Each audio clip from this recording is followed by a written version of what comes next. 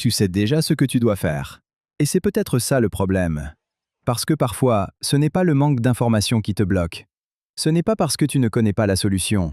Ce n'est pas parce que tu n'as pas vu assez de vidéos, lu assez de conseils ou sauvegardé assez de posts inspirants. Tu sais.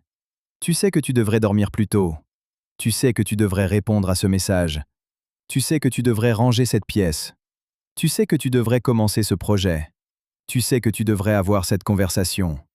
Tu sais que tu devrais arrêter de fuir ton chaos avec ton téléphone. Mais tu ne le fais pas. Et le plus étrange, c'est que tu ne repousses pas toujours les choses inutiles. Souvent, tu repousses exactement ce qui pourrait t'aider. Tu repousses le sport quand ton corps te supplie de bouger. Tu repousses le repos quand ton cerveau est en train de griller. Tu repousses le travail qui pourrait te sortir du blocage. Tu repousses la discussion qui pourrait libérer ton cœur. Tu repousses la décision qui pourrait remettre ta vie dans la bonne direction. Et à la place, tu fais des choses très importantes. Comme vérifier ton téléphone pour la 14e fois. Réorganiser une playlist que personne ne verra jamais. Chercher comment changer sa vie au lieu de changer quelque chose. Ou regarder une vidéo sur la productivité pendant que la tâche te regarde depuis l'autre côté de la pièce comme un fantôme administratif. Ce n'est pas de la paresse. La paresse, c'est quand tu ne veux rien faire. Mais toi, souvent, tu veux. Tu veux aller mieux. Tu veux avancer. Tu veux te sentir plus léger. Tu veux arrêter de vivre avec cette petite pression dans la poitrine, comme si ta vie était une notification que tu n'oses pas ouvrir. Donc pourquoi tu ne fais pas ce qui pourrait t'aider? Parce que ce qui pourrait t'aider te demande souvent de rencontrer quelque chose que tu évites. Le sport te demande de rencontrer ton corps. Le silence te demande de rencontrer tes pensées. Le rangement te demande de rencontrer ton désordre. La conversation te demande de rencontrer la vérité. Le travail te demande de rencontrer la peur d'échouer. Et le changement te demande de rencontrer une version de toi qui ne peut plus utiliser les mêmes excuses. Voilà pourquoi tu repousses. Pas parce que la solution est compliquée, mais parce qu'elle est honnête. Une solution honnête ne te laisse pas continuer tranquillement ton petit théâtre intérieur. Elle enlève le décor. Elle allume la lumière. Elle te regarde et dit « Bon, maintenant on arrête de faire semblant. » Et franchement, c'est inconfortable. C'est beaucoup plus confortable de rester dans le flou. Dans le flou, tu peux encore imaginer que demain, tu seras discipliné.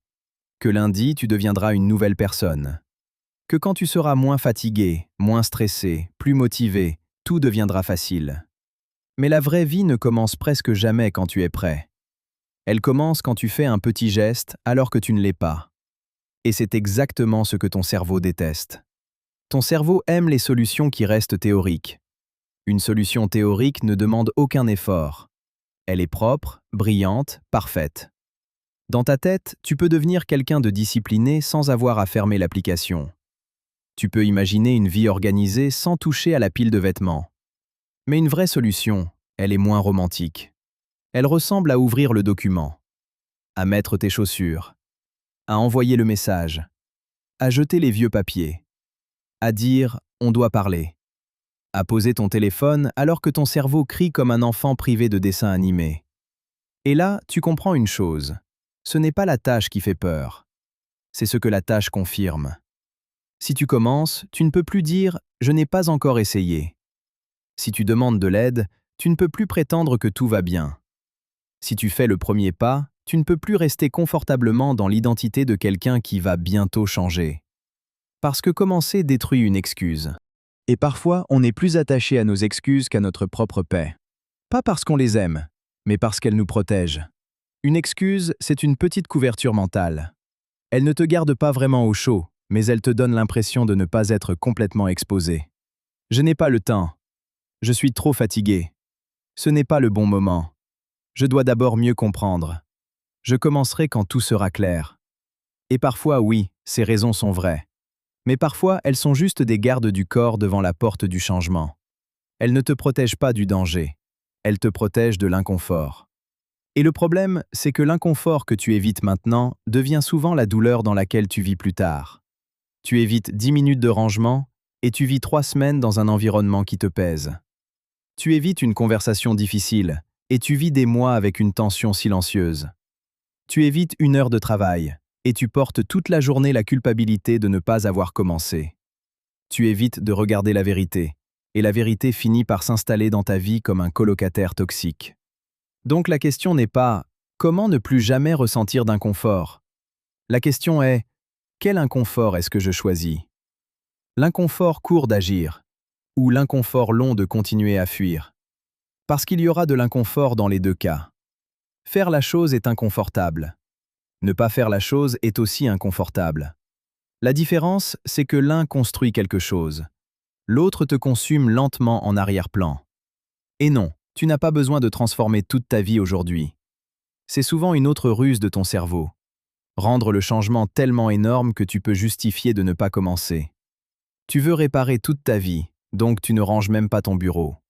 Tu veux devenir une nouvelle personne, donc tu ne fais même pas la petite action qui prend 2 minutes. Tu veux un grand déclic, alors tu ignores la petite poignée de porte juste devant toi. Mais ce qui te sauve commence rarement comme une scène de film. Ça commence souvent d'une manière ridicule. Un verre d'eau, une page ouverte, une marche de 10 minutes, un message envoyé, un objet rangé, une phrase honnête. Une décision minuscule qui dit « Je ne vais pas me trahir cette fois ».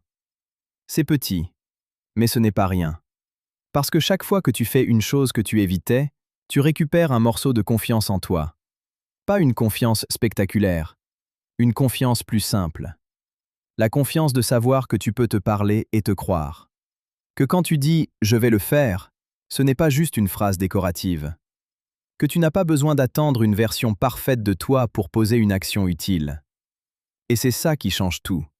Pas la motivation, pas l'inspiration, pas la vidéo parfaite qui va enfin réorganiser ton âme en haute définition. La preuve. Ton cerveau croit ce que tu répètes. Si tu répètes l'évitement, ton cerveau apprend. Quand c'est important, on fuit. Si tu répètes les petits actes courageux, ton cerveau apprend. Quand c'est important, on avance un peu. Pas parfaitement, pas héroïquement. Un peu. Et parfois, un peu suffit pour casser le sort. Alors aujourd'hui, ne cherche pas à devenir une nouvelle personne. Choisis juste une chose que tu évites parce qu'elle pourrait t'aider. Pas 10. Une. Ouvre le message. Mets tes chaussures. Range la surface devant toi. Écris la première ligne. Prends le rendez-vous. Dis la vérité. Ferme l'application. Et quand ton cerveau commence à négocier, à paniquer, ou à proposer soudainement de nettoyer le frigo au lieu de faire la vraie chose, souris un peu. Parce que maintenant tu sais. Tu ne repousses pas seulement une tâche. Tu repousses peut-être la porte qui mène à ta prochaine version. Et non, tu n'as pas besoin d'être prêt pour l'ouvrir. Tu as juste besoin de toucher la poignée.